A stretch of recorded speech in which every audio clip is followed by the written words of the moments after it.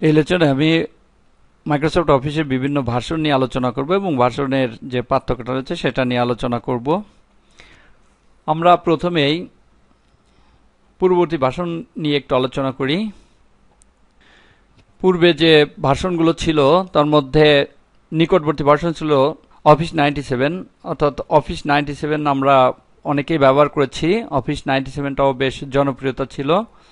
তারও পূর্বে আরও অনেক ভার্সন ছিল যেগুলো এখন আর সেগুলো উল্লেখ করার কোনো প্রয়োজন নেই, কারণ সেগুলো অনেক আগেই মার্কেট থেকে বিদায় নিয়েছে। কিন্তু এখন অফিস 97 বিভিন্ন জায়গায় পাওয়া যায়, কিন্তু এই অফিস 97 কেউ ব্যবহার তেমন একটা করে না। তার পরবর্তীতে যে ভার্সনটা আছে এটার নাম হচ্ছে অফিস 2000। অফিস 2000টা এখনও দেখা যায় বিভিন্ন জায়গায় ব্যবহার হয়, তবে এটাও একটা ওল্ড ভার্সন হয়ে গিয়েছে। এরপরও লেটেস্ট অনেকগুলো ভার্সন চলে আসছে, এই জন্য এটাও এখন পুরনো হয়ে গিয়েছে। তবে এখনও অনেক ইউজার আছে অফিস 2000টাই ব্যবহার করে থাকে। এরপরে চলে আসছে অফিস 2003, যেটা সবচেয়ে ইউজার বেশি বাংলাদেশে বলা যায়। অনেকে এখন অফিস 2003টাই কাজ করতে স্বাচ্ছন্দ্য বোধ করে। অফিস 2000 এবং 2003-র মধ্যে তেমন কোনো পার্থক্য নেই বলা যায়, বৈশিষ্ট্যগত দিক দিয়ে প্রায় একই। এই জন্য এই দুইটা ভার্সনের মধ্যে তেমন একটা পার্থক্য পরিলক্ষিত হয় না। তবুও লেটেস্ট ভার্সন হিসেবে আমাদের দেশে 2003টা খুব বেশি ব্যবহার হয়ে থাকে। এর পরবর্তীতে আসছে 2007, যেটা বাংলাদেশে ব্যবহার করে অনেক বেড়ে গিয়েছে এখন।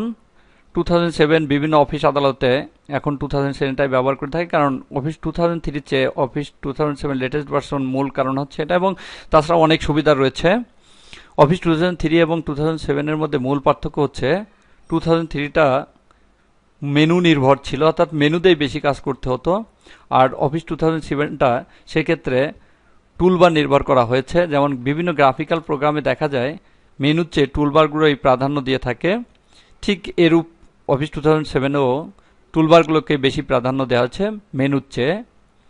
এজন্য অনেকে 2003-তে কাজ করার পরে যখন 2007-এ কাজ করতে যায় তখন বিভিন্ন সমস্যার সম্মুখীন হয়ে থাকে, কিন্তু দেখা গেল এর ভিতরের যে কমান্ডগুলো প্রায় একই রয়ে গেছে।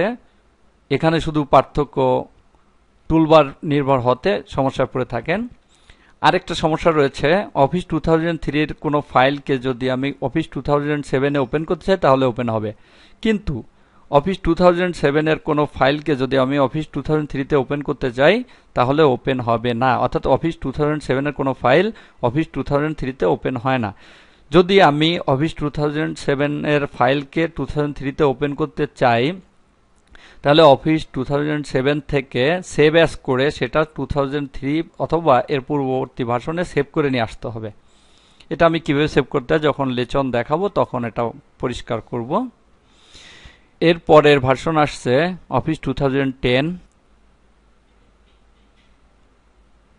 2010 এখনো সেভাবে বাংলাদেশে ব্যবহার হয় না, কারণ অফিস 2010-এর একটা সমস্যা রয়েছে, সেটা হচ্ছে আমরা বাংলাদেশে ম্যাক্সিমাম ক্ষেত্রে উইন্ডোজ এক্সপি যারা ব্যবহার করে থাকি তারা সার্ভিস প্যাক 2 ব্যবহার করে থাকি, এবং এক্সপির ব্যবহারই বাংলাদেশে এখনো বেশি। উইন্ডোজ 7-এর ব্যবহার তেমন একটা এখনো হয়নি, কিন্তু ইদানিং দেখা যাচ্ছে ভালোই বিস্তার হচ্ছে।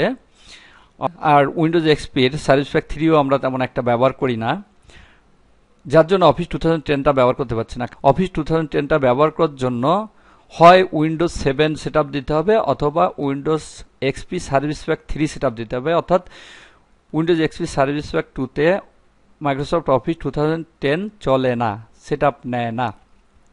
অর্থাৎ অফিস 2010 চালানোর জন্য উইন্ডোজ 7 অথবা উইন্ডোজ এক্সপি এর সার্ভিস প্যাক 3 ভার্সনের প্রয়োজন হয়। আর এটা আমাদের দেশে তেমন একটা ব্যবহার করি না, আমরা বেশিরভাগ ক্ষেত্রে দেখা যায় উইন্ডোজ এক্সপি সার্ভিস প্যাক 2ই ব্যবহার করে থাকি। এজন্য অফিস 2010 এখন তেমন একটা ব্যবহার বাংলাদেশে হয় না।